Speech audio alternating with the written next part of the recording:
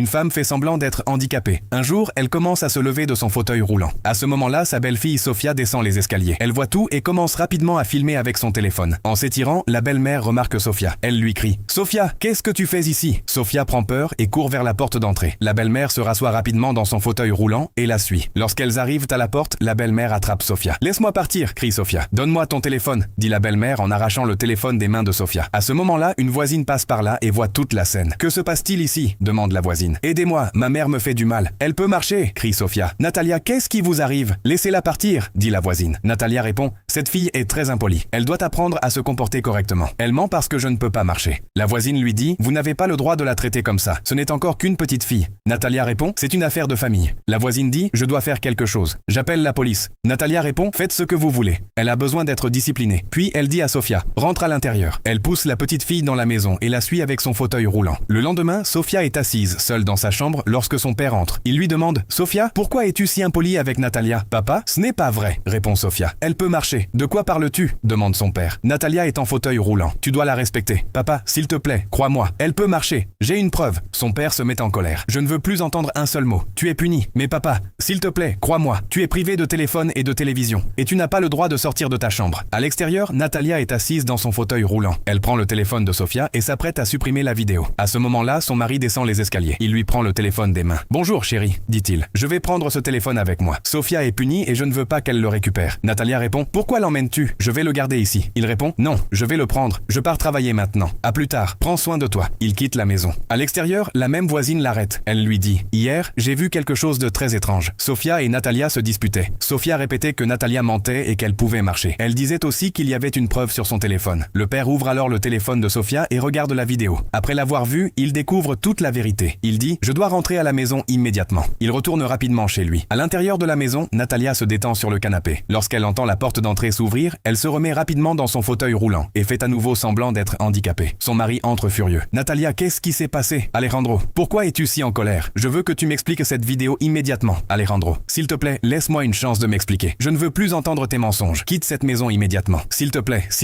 laisse-moi finir. J'essayais seulement de... Ça suffit, sors d'ici. Je ne veux plus jamais te revoir. » Natalia se lève et quitte la maison. Quelques instants plus tard, la petite Sofia descend les escaliers et se dirige vers son père. « Papa, où est partie maman ?» Son père la prend dans ses bras et lui dit « Ma chérie, je suis vraiment désolé. J'aurais dû te croire dès le début. » Il serre tendrement sa fille dans ses bras.